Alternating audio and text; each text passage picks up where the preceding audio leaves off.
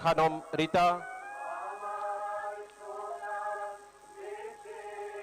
জনাব মোহাম্মদ শহীদুদ্দিন চৌধুরী এনি, জনাব আসাদুল হাবিব দুলু, জনাব মোহাম্মদ আসাদুজ্জামান, জনাব জাকারিয়া তাহের, জনাব দীপেন দেওয়ান, ডক্টর আনমা এহসানুল হক মিলন, জনাব সর্দার মোহাম্মদ সাখাওয়াত হোসেন, জনাব ফকির মাহবুব আনাম, জনাব শেখ রবিউল আলম।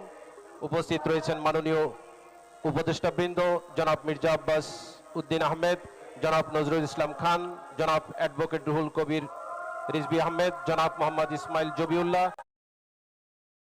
ডক্টর রাশেদ আল মাহমুদ তিতুমির।